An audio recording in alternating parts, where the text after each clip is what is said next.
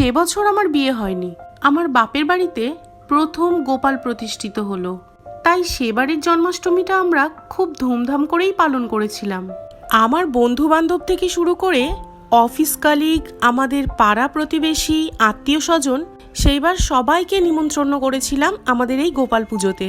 ঘর বাড়ি গোছানো থেকে শুরু করে গোপালের জামা, গোপালের সাজগোজের জিনিস কেনা, জন্মাষ্টমীর বাজার করা সবটা আমরা নিজেরাই করেছিলাম।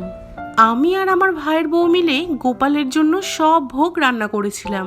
5 রকমের ভাজাভুজি থেকে শুরু করে খিচুড়ি, লুচি, সুজি, পায়েস, নারিকেলের নাড়ু, বেশ কয়েক ধরনের পিঠেও করেছিলাম।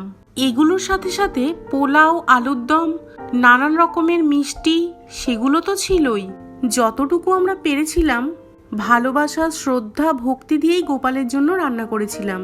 কিন্তু এত কিছুর মধ্যেখানে একটা জিনিস বানাতে একদমই ভুলে গিয়েছিলাম।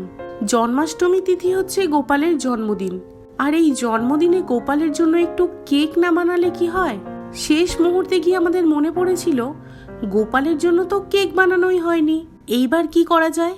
আমাদের বাড়ির পাশে বেশ কয়েকটা কেকের দোকানে নিরামিষ কেক খুঁজতে গেলাম। একটা দোকানেও কেক না পেয়ে মনটা ছোট করে বাড়িতে ফিরে আসতে হলো। তারপর দেখি না আমার ভাইয়ের বউ বলল, দিদি ভাই, তুমি তো একটা বেসনের কেক বানাও যেটা চটজলদি হয়ে যায়, মাত্র 25 থেকে 30 মিনিটে। এক কাজ করো, তুমি গোপালের জন্য না হয় বেসনের কেকটাই বানাও। ওর কথা শুনে তো আমি খুব খুশি হয়ে গেলাম। তারপর ছুট্টে রান্নাঘরে গিয়ে মাত্র কয়েকটা উপকরণ দিয়ে কয়েক মিনিটের মধ্যেই বানিয়ে ফেলেছিলাম গোপালের জন্য এই বেসনের কেক।